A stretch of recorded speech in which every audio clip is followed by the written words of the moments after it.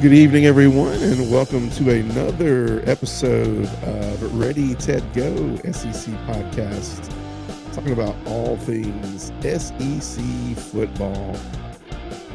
We are grinding towards the end of the year. Bowl season's already upon us. I know you probably look at my live and you see it just says live tonight and big news, big announcement. A lot of things I want to talk about tonight. I was going to do a little bowl preview show tonight, but instead, I figured we would just talk about some end of the year chatter, and then we'll share the big news with you somewhere in the mix in here. Maybe we'll do it right off the bat. But this will be the last broadcast for the Ready, Ted, Go podcast series. You know, when we started the Ready, Ted, Go, it was something that I was like, man, podcasting. So what does that look like? Going live podcasting, talking about football. I love college football. I love the SEC. And I'm like, this will be fun. This will be something great to do. And obviously, this year was a test run year. Got a chance to preview and do a lot of things SEC football related. And, at the end of the day, a lot of people I talk to about podcasting that have asked a lot of questions have been like, why aren't you, what are you going for? Like, what are you trying to do? And I'm like, honestly, I'm not trying to do much of anything. I was just like talking SEC football. I like bringing people together to talk football. And obviously this is the time of the year where it's ending up and the season's coming to a close. We're getting into bowl season. This will be a lot more exciting next year at this time, and we're going to talk about all that stuff as we have kind of a wrap-up show for Ready, Ted, Go tonight. But with that being said, why I'm saying all that is this has been a pretty cool year. The name Ready, Ted, Go was pretty cool, but in all honesty, the path that really, I like talking SEC football, but I want to be fair and understand that, I've been a Georgia Bulldog football fan for a long, long, long time. Anybody that knows me obviously knows I lean heavily towards that way. And so it would probably be unfair if I kept on doing this show and not putting the center of where it needs to go. And so as I've talked to a lot of people, linked up with some people that do it, watched how people do it and things of that nature. I think that honestly, and able to reach more people that want to talk about football and want to chime in. And because I want to create, the biggest thing I want to do is create an avenue where people can come and talk about it. Now, I'll be honest with you. I have probably about 7 or 8 Facebook type pages that follow the Georgia Bulldogs in some capacity. And about 6 out of 8 of them are just, I don't want to call them old men because they probably aren't all old, but it's just people who just complain about Georgia football. So I want to create a positive venue where we can talk about Georgia football and it's just not all, I don't know, negative. Maybe we can talk like some actual logistics of Georgia football, but I still obviously want an avenue to talk about the SEC. We're in the Southeastern Conference. This is a big year for the Southeastern Conference, especially adding 2 teams. We're not just adding teams to add teams like other conferences did this year. This is where I'll stick up for the SEC. We added teams because we had 2 teams that wanted to be a part of the SEC that were teams that had proven time and time again that they have great competition in all aspects of sports and things that are going on in the SEC. I mean, well, in this case, the Big 12 as it is, and bringing them over here just makes sense. It makes it more competitive.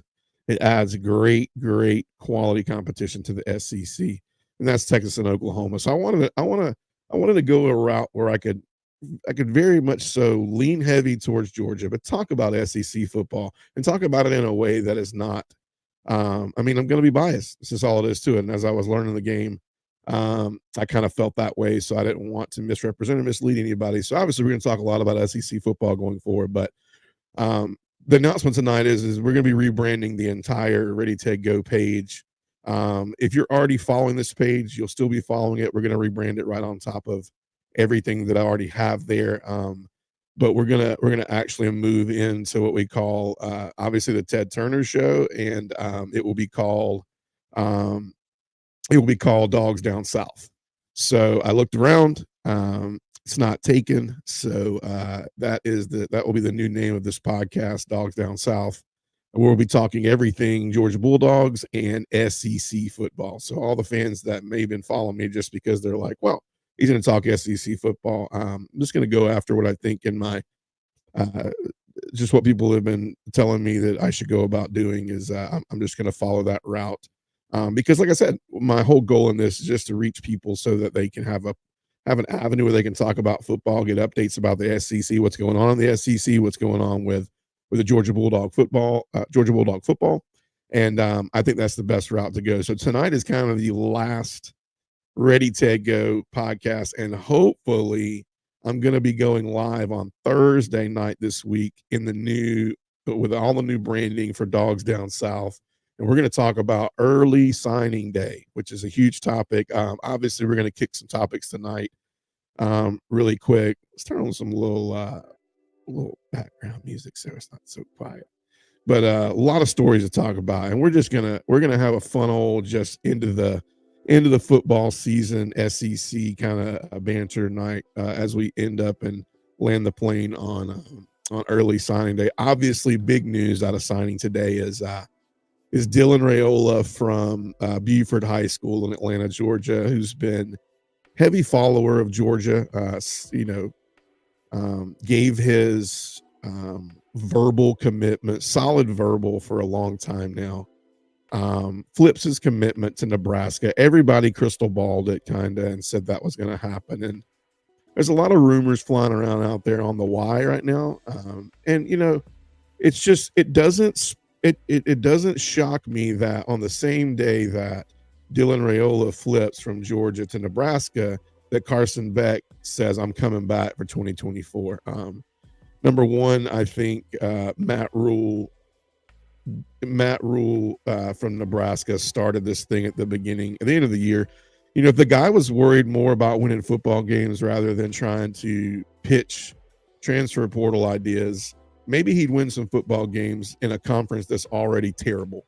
And Nebraska, I don't know, man. Like, I'm definitely not trying to hurt the guy or anything like that, but all I'm saying is I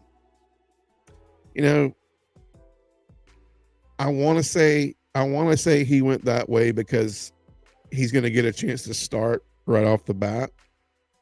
And I don't know if that was what it was about. Like he finally got done. I mean, the guy comes out. He was at a high school, and I have a really good buddy on here that I've talked to recently. His name's Greg Dominy.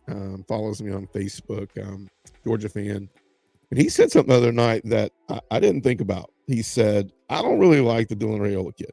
And I said, "Why?" I said, he's the future of Georgia football. And he's like, "I don't like him. I feel like he's bounced around everywhere from every state trying to find a place he could play, where he could maybe play up to a standard to get his numbers right so he could go sign a lucrative deal." Now, let's just be honest. Matt Rule stepped out there, and he said it the other day. He pitched it perfect. He said he started griping and complaining about NIL, and he said, quarterbacks are going for $1 million or $2 million. Okay, that was not. He didn't say that. He didn't say that for any other reason than to put it out there and say, "Hey, Nebraska football will pay up to $1 million or $2 million for a quarterback." That was what he was saying. And so Dylan Raiola comes in, and he let me see I don't have the comments up. What's up, Rich Man? Rule can offer him early playing time and money at DJ can't compete. I agree with that. But the dumb part about that is that the dumb part about that is that going to help him? Like, going in and playing year one, is that going to help him? Because let's just be honest, like, he went down there to Buford. He had a great season. He didn't have, I think he ended up having less than 3 picks all year. But he got to play, Georgia high school football. My thing is the kid moved all the way down to Atlanta, from Phoenix, hopped around, as Greg Dominy said, not true to any school. Goes to Buford, and we're thinking, all right, he's verbally committed to Georgia. He's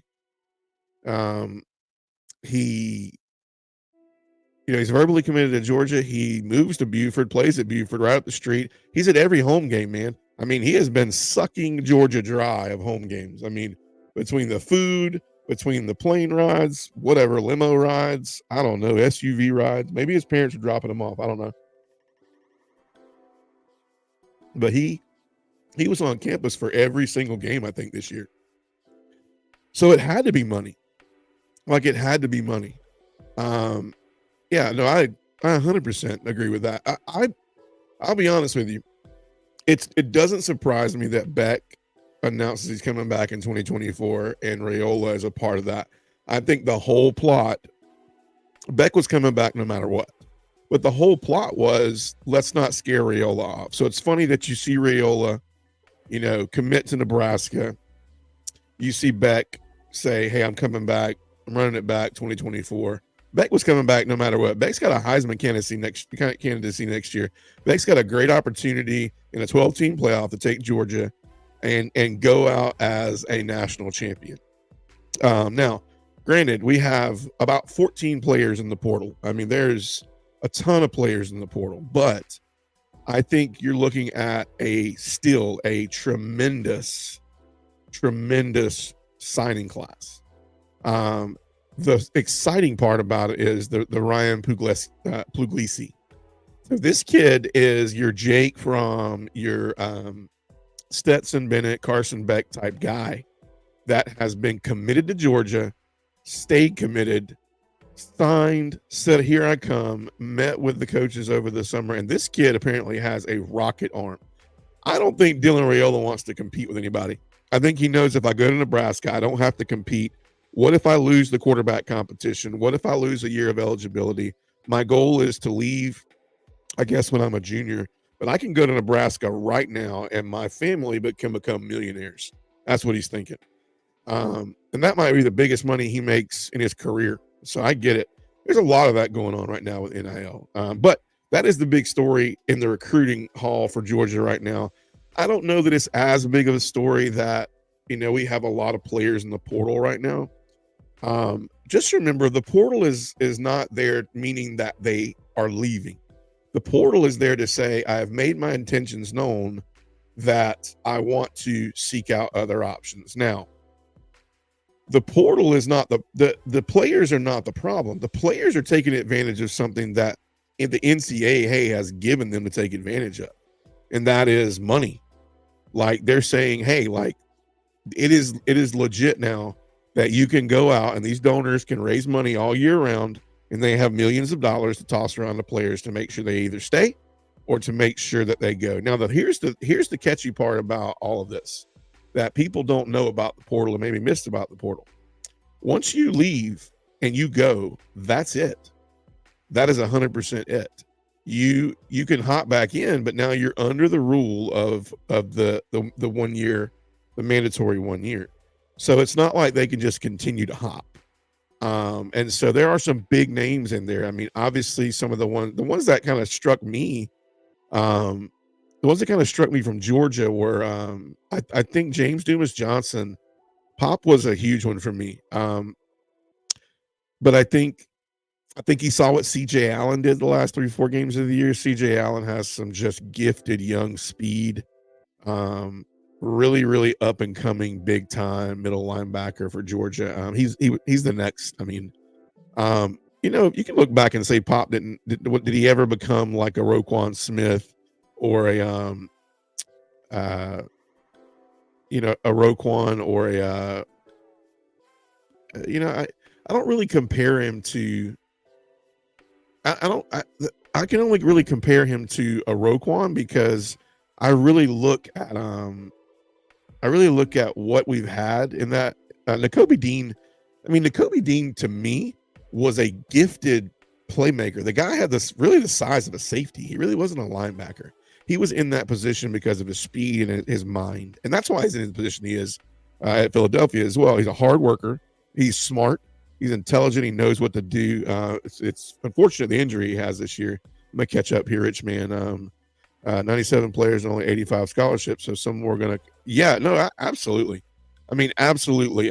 So you look at 14 players and you look at the people that went in, and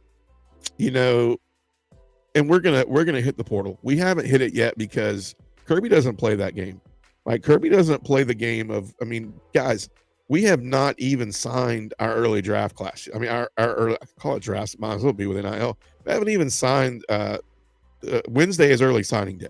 So after that, you're going to see the portal come alive for Georgia. Georgia's not going to steer any of these recruits off with portal talk before they get on campus and they're signed.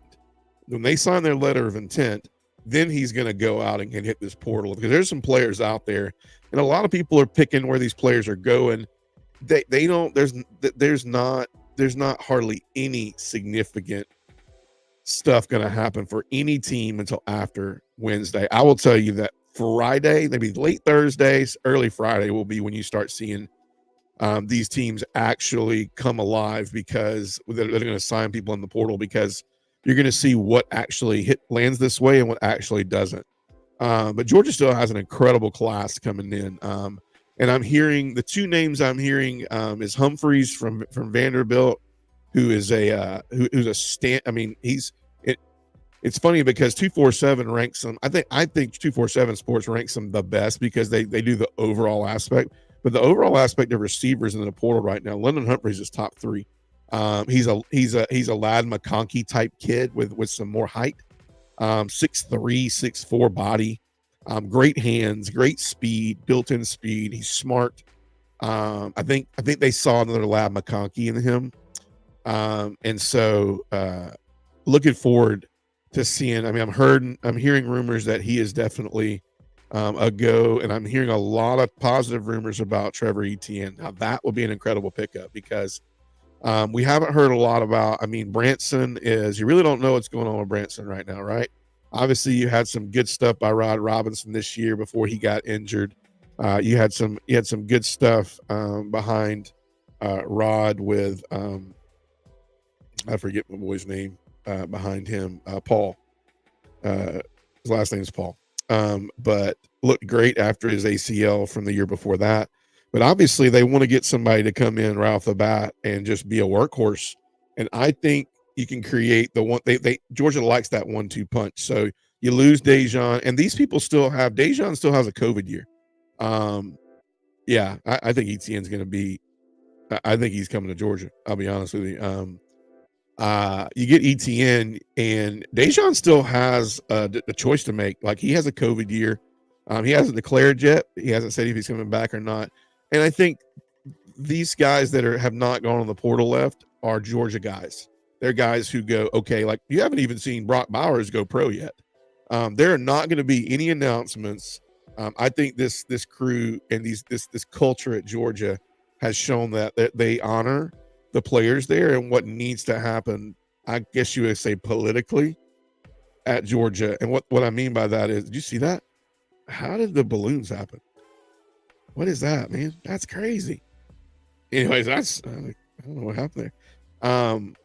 But the political piece, as far as, oh, well, they're coming here. You might not have a spot there. You might not want to sign there. And so, I mean, I think you'll hear a lot of what's going to happen starting around late Thursday, Friday. You'll start hearing after early signing day, what players are going to go pro and what players are going to choose to come back.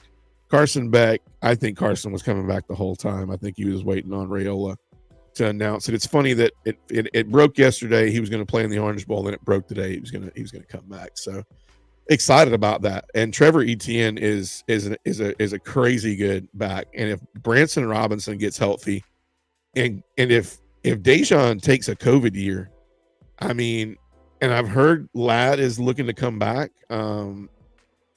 It can get dangerous, man. I mean, I love what the tight ends did when Brock has not. A lot of people say Brock would be crazy. I haven't been on in a while, so a lot of people said that Brock is crazy for not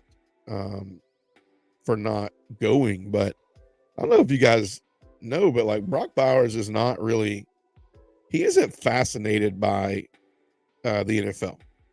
Brock Bowers is a hometown country boy, duck hunting, roughneck. I say roughneck, man. Just a really gritty guy, man. He's not very. Sorry, returning text to somebody. He's not very enamored by the NFL, the lifestyle. So he loves Georgia. His family loves Georgia, obviously. Um, I think he might not want to go out like he did. I think he's thinking, I think, I think he's thinking, y'all gonna call me crazy, but I think he's thinking, um, would he be crazy to go? Maybe. What is he gonna like? Let me ask you this. He's gonna have NIL money this year. What's he gonna not get right? I mean, anything can happen, but anything can happen year one of the NFL. So I mean, with NIL changes everything. NIL right now has Marvin Harrison Jr. not declaring for the draft because apparently Ohio State is trying to raise $25 million to keep him there. Now that's just a rumor, but I don't know. So there's a lot of things that are wide open here to talk about. But who's in the portal right now? I mean, I think they're players that looked really long and hard and said, I don't know if I'm going to get on the field. So I'm not going to waste any time. And it's all about money. The NIL right now is all about money. So you look at the people that are in the portal, and but you also look at the talent. You look at the people who beat out some of those people at the position. So you look at some of you guys look and you go, I'll repeat it again. Like you look at middle linebacker and you go, why Pop? That doesn't mean he's leaving. But here's my thing. At the end of the day, man, CJ Allen is for real, man. CJ Allen is for real. Ellis Robinson is a 5-star, real deal cornerback coming in from IMG Academy at cornerback. Like he's been committed. He will be on campus. He will be here. Heck, if he wanted to play, I think he could play in the bowl game. I don't think he will, but like he's the real deal, man. Like he's the real deal. He's the guy that you might see out there, in Lassiter's position next year. I know there's some people out there, other people like, I don't know why AJ Harris would go anywhere unless he's been talked to and said, hey, like you're not going to get any playing time. So AJ Harris is like, coveted cornerback, 5-star kid that came into Georgia. Now they're rolling out the red carpet for him everywhere. Other names to boot. I mean, Mekhi Muse, I didn't understand that one. But once again, these guys are just in the portal, right? Mekhi Muse is a walk-on. So if somebody picks him up and gives him a little NIL money, like, 50,000, 100K is life-changing for that kid because right now he's paying to go to school. Like he's a preferred walk-on, Mekhi Muse. But, he wanted to, anytime you can put Georgia's name on something, it's nice because you can go, look, I've been at Georgia. I've been on a team with this one, but, we still are reigning national champions, but who has won, back-to-back national championships. So I'm going to use that name, image, and likeliness to go out and try to make me some money. And that's what he did. Brock Vandagriff, I think he knew, like, that's why I said I think Beck I think Beck's been a no-brainer. I think Beck was coming back from jump. So I think that's why Brock was at Kentucky. I really don't think if Carson was coming back, I don't think Brock, if Carson wasn't coming back, Brock's a Georgia guy until he sees that I got to go somewhere else to get some playing time to be seen so that if I want to further my career in football, I think Kentucky was a great pick, but I think he waits, right? There's just no reason to tell Kentucky he's coming that early, this early in the game. The only thing I can think was he knew 100%. There was a sit down.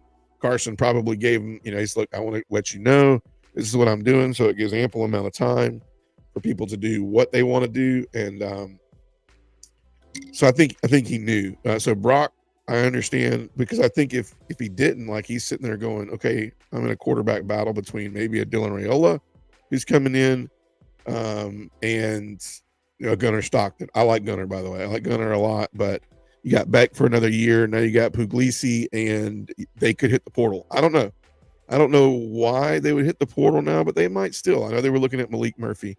But you will see Georgia get very active. The goal is, I'm going live on Thursday. If you guys are just now hopping on and joining, this is the last night of Ready, Tag, Go. And we will be starting a new series called Dogs Down South, the Ted Turner podcast, covering all things Georgia football and the SEC. I just want to keep it real. And yeah, it's been fun as we introduce this, but landing the plane every week has been really fun, talking not just about the SEC, but Georgia football. And I find myself a lot of people asking questions about Georgia football. So, but yeah, so a lot of exciting stuff. Obviously, on Wednesday we'll go live Thursday and talk about who signed where, and then man, so much news. Obviously, it hadn't been live since the Alabama and the Georgia SEC championship, and I could give a lot of comments about that whole scenario, but I will leave it to, Georgia left a little bit out there on the field to be desired. I think Alabama caught some really good breaks. I think Alabama was trending at the right time, but I will say this: I don't think that you can keep a Georgia team out of the playoffs that lost to the at that time SEC champion, undefeated in the SEC, and put a Texas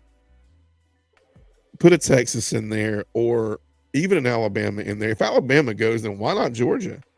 I mean, Alabama lost to Texas. If anything, Texas lost a regular season game. So it's all said and done now. This will be a year where Georgia's not included in the in the national championship talk.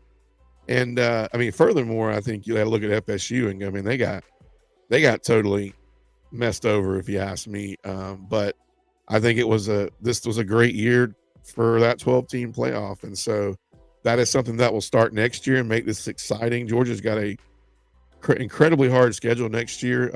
I think the entire SEC has an incredibly hard schedule. I mean, you look at the teams that have to play each other between Alabama and Georgia and Texas. I mean, you have Alabama, Georgia, and Texas that are three SEC teams that all play each other next year, and all three are in the 3 out of the 6 top spots right now.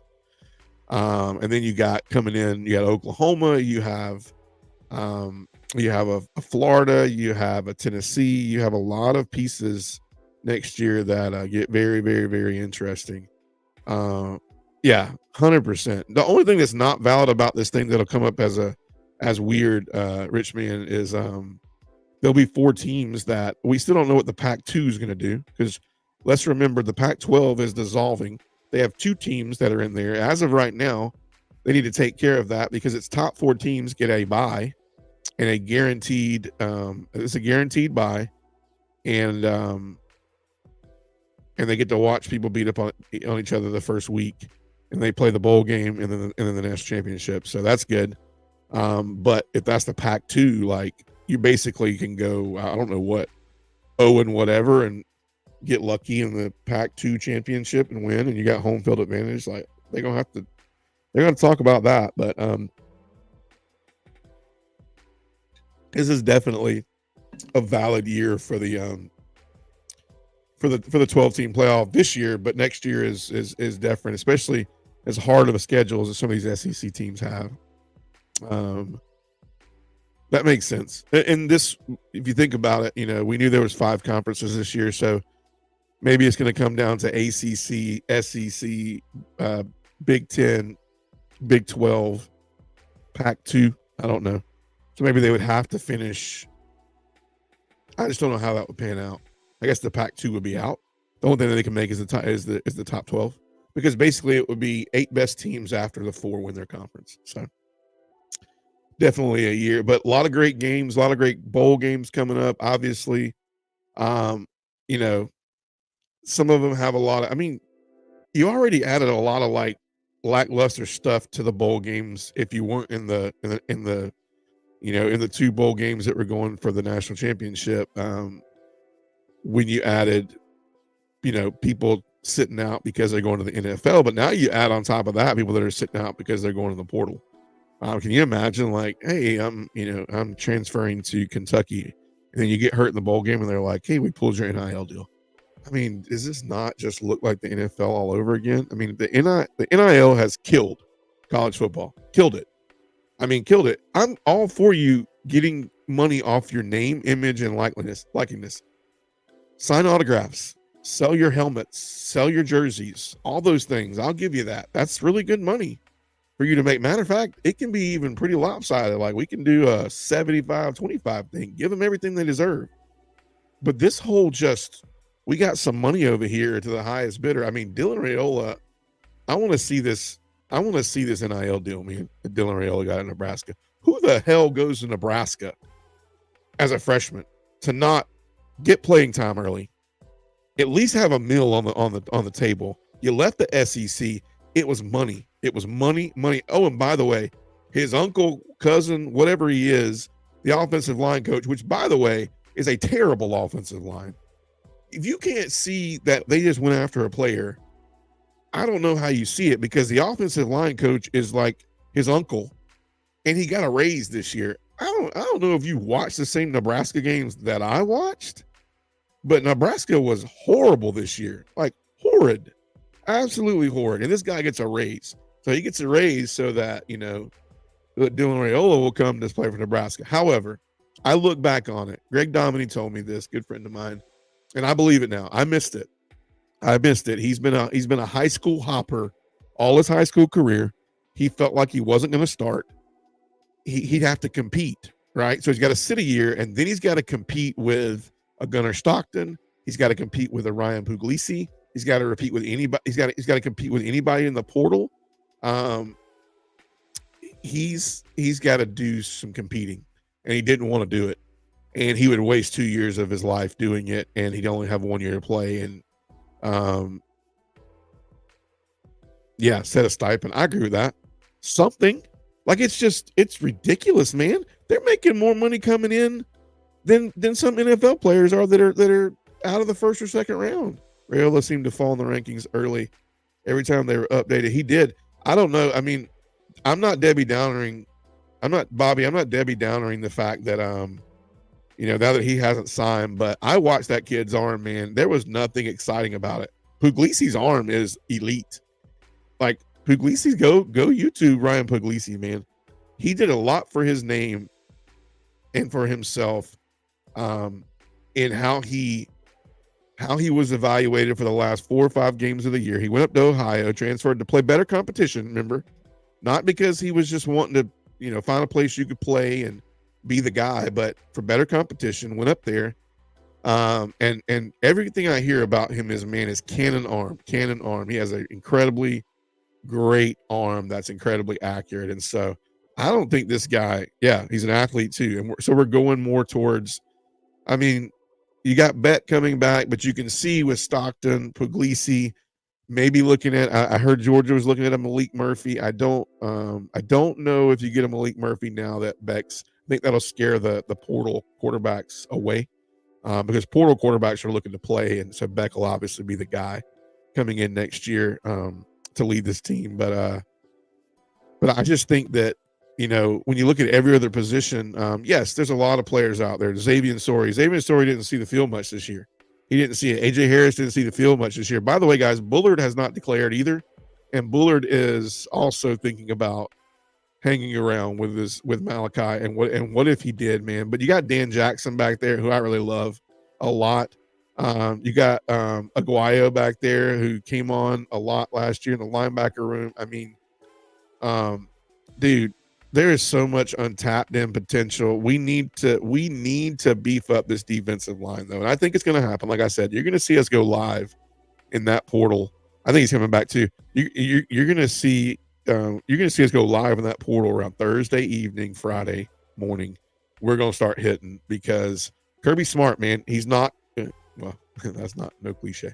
Kirby is smart about how he does things. He doesn't want any chatter about anybody playing, who's coming in and who's doing what, while these young kids are coming in. He wants to solidify them. He has some really, really great names out there. Nitro Tuggle is going to be an incredible athlete that's coming in. You saw an Anthony Evans. Who made that return in the SEC championship, who I think will take over from Mekhi Muse. Richmond need a nose tackle. What's that looking like?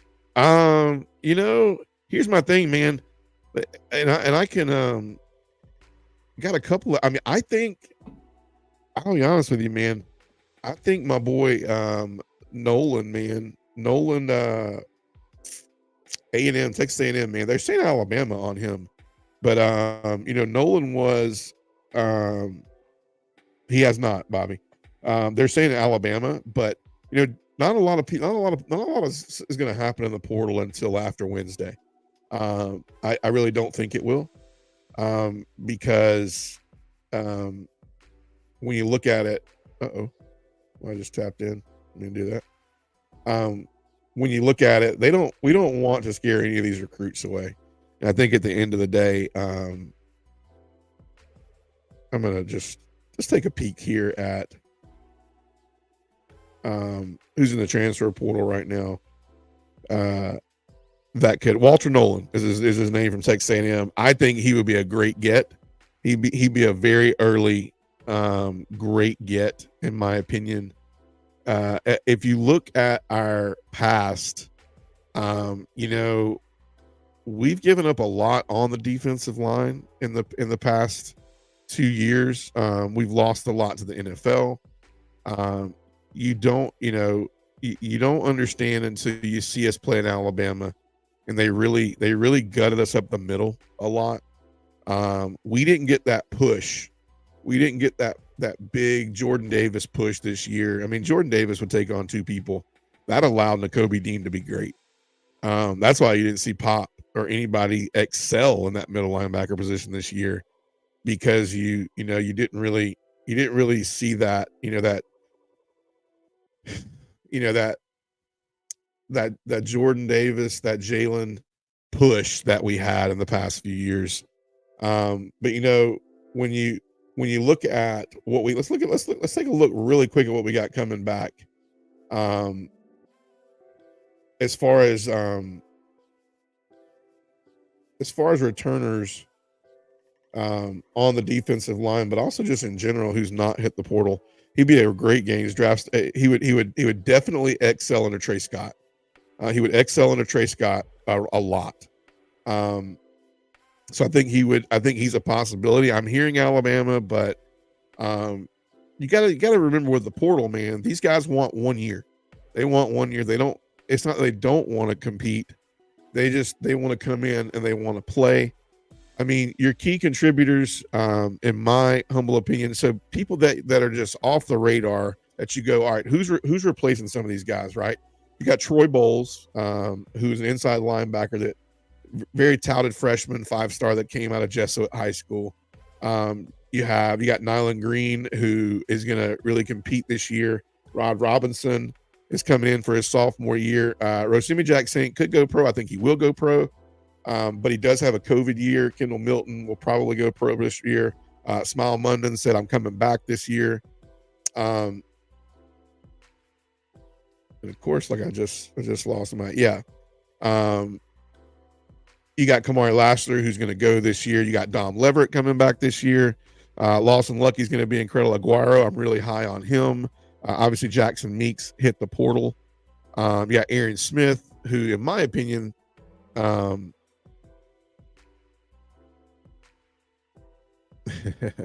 War Eagle Tim, go follow Integrity Sports, man. Go follow Integrity Sports, man. Such good content coming as of late. I've been looking in on that, and Tim's kind of moved on from high school. Obviously, high school football is kind of cooled off right now, and he's back doing some really great stuff. Auburn football, yeah, man. Auburn's just to get AJ Harris, I think. So that's looking good. That's looking really good for them. But the answer to your question, Rich, man, I really think, man, that when you start looking at the guts of what's going to happen on the line next year, I'm going to throw one name out to you that really is going to be huge for next year. That's Jordan Hall. So Jordan Hall, obviously this year played a lot, 6'4", 320 freshman. He played a lot on that front line this year. I think he's going to be a guy that you're going to see. They're going to continue to beef him up in strength for this year. I think Michael Williams will be healthy. I don't think Michael Williams ever really got 100% healthy this year off the injury he caught over the summer. But Jordan Hall is a name to watch. I think if you could get a Jordan Hall in that defense with a Walter Nolan, that would be incredible. I don't really know right now. So Tramel Walthor obviously has a COVID year. He could come back. And I'm not, Jonathan Jefferson hit the portal, and then Zion has a COVID year. I think Zion will go, and Big Warren Brinson has a COVID year. So I think one of them out of Zion and Warren Brinson might stay, because I think they might could use it to their advantage to grow and kind of be a leader on that front line. Yeah, you're right, Bobby. CJ Allen pushed him out. I think Pop saw the writing on the wall. CJ Allen was so fast at the end of the year, man. He came on so strong. But I think we're going in there. I heard Barron from Tennessee. I forget the kid's name. I think his name is let me look here. Is it Trey? Trey Barron? Troy Barron? Yeah, 100%. CJ Allen is a Roquan guy. You guys are all joining. Just want to repeat, this will be the last night of the Ready Tech Go. We are transitioning everything to Dogs Down South, everything Georgia football and SEC football. We're just going to go where the heart is. It's been incredible as we venture out there and just talk about SEC football. But I keep hearing from everybody, let's keep real. And so it's going to be exciting talking about Georgia football and everything going on with Georgia football, but also what's going on around the SEC as well. I want to know the guys. His last name is Barron. His last name is Barron. On3 does a really good job, by the way, if you're looking for transfer portal people. But so apparently we got some commits already. I don't think that's true.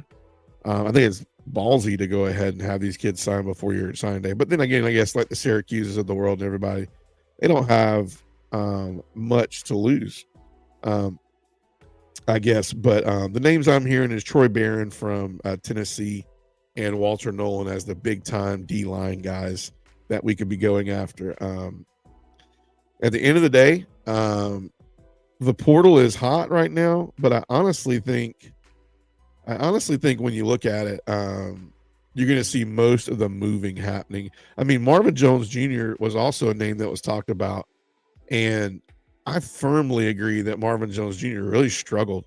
He struggled here from a perspective of, he came in, he ranked out as high as 97.5. And he came in at like a 93.87.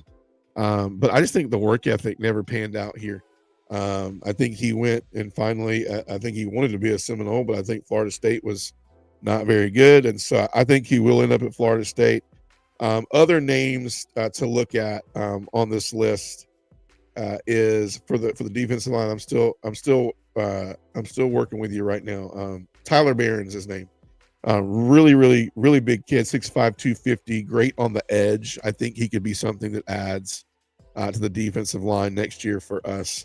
Yeah, 100%. I think Troy Barron, I think Walter Nolan will be some people that come in there. Other names to look for. There's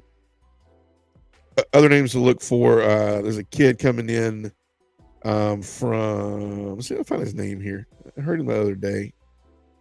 Pretty good kid, pretty good size. Joey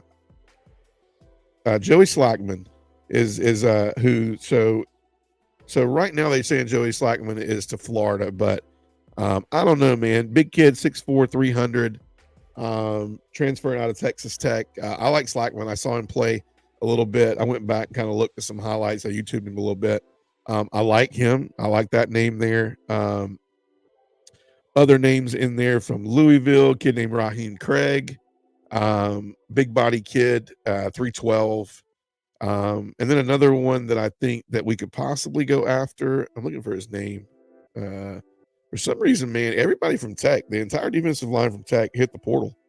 I don't know what's going on there because, that's the trenches are where that guy lives at. Dylan Brown from Florida State, big kid, 6'2", 347. He's from the Tampa area. I'm hearing a lot of good things about him. But as far as big on the radar, and then let's really quick. So let's look in. Now that we're on this, let's look into what we might see signing early on Wednesday. Let's do a little preview of that. 247 has us still. I don't know where they have us now that we dropped Dylan Raiola. I don't know. I mean, we were coming in with a number one recruiting class. Um, apparently now, I don't know what that took us to. It looks like Georgia, even with that, stayed at the top. With that, so what we're looking at, what we're hoping presumptually will happen on Wednesday. The big get this year is obviously Ellis Robinson, 5-star cornerback, 98 top rated player at any position coming into the University of Georgia. Ellis Robinson from IMG Academy in Bradenton, 5-star cornerback with a 98 composite rating. Justin Williams at linebacker, man, 5-star, 98 composite rating. I mean, man, that kid may come in and compete right off jump. Chris Cole, 4-star, 96 composite rating out of Salem, Virginia. Joseph Ajanye, big 6'4", 275 defensive lineman coming to us from Conroe, Texas. The other big name, the flip from Florida, Nasir Johnson. He's the guy. He's the they're attributing him a lot to my boy Jordan Davis. Probably about 40 pounds lighter, but a kid that can run. I think he runs like a 4.5 40, 4.6 40. Yeah, that's the Dublin kid. Crazy 40 time, 95 composite rating, 12th at this position, 6'4", 300. Really excited about Nitro Tuggle, wide receiver out of Napanee, Indiana. Heard a lot about really just recouped a little bit of the offensive line as well. Daniel Calhoun from Walton, 4-star DeMello Jones. The cornerback position we did a really good job at this year. DeMello Jones actually, I think he ran for 2 touchdowns in the state championship as well. So big time athlete in DeMello Jones coming in. You got Andre Davis, cornerback, another 4-star out of Nashville, Tennessee. Another big kid, 6'5", 296, Jordan Thomas out of Don Bosco Prep. That's a big pickup.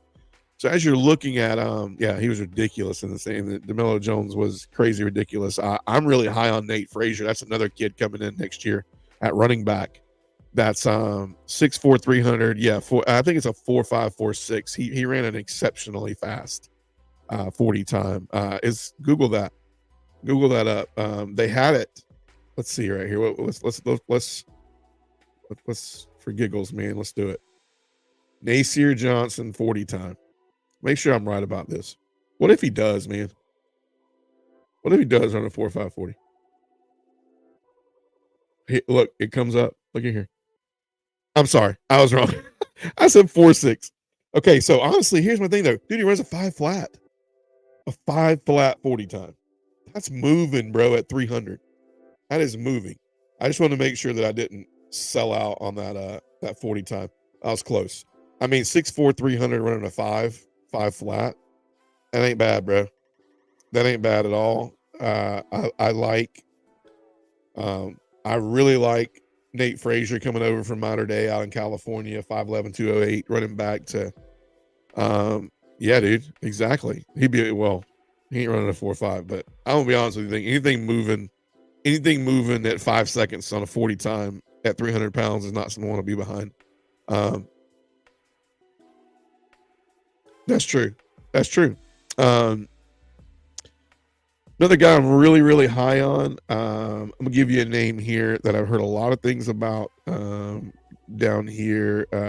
Quintavious Johnson, man, edge rusher out of Mays. I heard that name a lot lately. Him and Marcus Harrison. I've heard a lot about Marcus Harrison. These are these sleeper guys who you go, man, where did that 2 or 3 star come from? That I've heard about incredible work ethic. I've heard about untapped speed at that edge position. And so he's a sleeper guy. Quintavious Johnson, remember that name. I think he could be your next, like, Michael Williams. Michael was a 5-star coming out. He could be your next guy, but really, really, really like this class. Really like this class. Nitro Tuggle is going to be nuts, ladies and gentlemen. He's going to be nuts. I'm really looking to see what we add out of the portal this year alongside with this. But right now, we're still sitting there. They already have Dylan Raiola off this list, and we're still sitting at a composite number 1. And I've heard there may be some flips on Georgia's radar as well. I think the biggest thing for Georgia is if you look at this class, when you add London, I think it's London Humphreys from Vanderbilt, and you land Trevor Etienne from Florida, this class becomes superpower number one. Nobody's getting a running back. That's the best running back transfer in the portal. Trevor Etienne. Huge. I think it's a top 3 receiver in Humphreys. You're getting in the portal. Proven guy at Vanderbilt, has played in the SEC and done a really great job in the SEC at Vanderbilt. What can you do at Georgia? So exciting. Really exciting. Exciting times right now for Georgia football. I'm excited. We're going to talk Thursday. We're going to confirm all these signings, see who we flip. Like I said, big news tonight. 2 big things. Number one, super excited for this year, and as we change the branding and image and everything. If you're already following this, you will still be following it because we're going to change it right on top of this. So Dogs Down South will be what it's called. And the exciting part about it is we could pretty much have a continued guest in Mr. Adam Fisher every single night. We go live together. Adam's been a stay in here, and man, tried to get a few of the guys to go on and do some bowl pickings, but it didn't work out. But hey, no big deal. Love having these guys. Looking to extend this out. We're going to be dropping this podcast in a lot of those Facebook groups out there. So we might have some Paul Feinbaum type guests coming in to our chats and things of that nature. Also, next time we go live Thursday night, we will be going live on Instagram as well. So I'll be sharing my Instagram out there as well. Also, Dogs Down South will be a lot more active on TikTok. So it'll be a lot more short videos on TikTok going live over there. So everything's in the making. But once again, I do this part-time, not full-time. So I enjoy doing it, though. So it's an exciting time of the year. We are not for the Dogs. I mean, we're going to play against Florida State in the Orange Bowl. But you know what? At the end of the day, this will be sorted out the right way next year. We 12 teams. And I feel like it's going to be more like a football March Madness type feel, which is what college football needs. Because if you honestly think about it, don't get me wrong, you can look at some of the teams from the past and go, yeah, they're the national champion. They deserve. They're the best. They're the team that looks like the national champion. But there are some teams that, I do think there's teams that get better throughout the year, and I think there's teams that stay good throughout the year. And they have a slip up, and this year Georgia had their slip up at the end of the year, whereas Texas and Alabama got to have their. And no offense to Washingtons of the world that almost lost to Washington State, that almost lost to Oregon. I mean, I think you could put Alabama over Oregon. Obviously, they made the 14 playoff. You could put some of those teams higher, and they had those slip ups at the beginning of the year. Alabama, playing Auburn, very tight, very poor game they played. Should have lost that game. But you shoulda, coulda, woulda, all you want to. But great ending to the year. A lot of great SEC teams playing in bowl games. So looking forward to the exciting season. Next time we are on live, we will be going live from Dogs Down South, talking about recruiting. Signing day, early signing day will be done on Wednesday. So looking forward to it. Thanks everybody for joining. Nice having you guys tonight. Looking forward to talking all things Dogs and SEC football on Thursday. You guys have a great night. Bye-bye.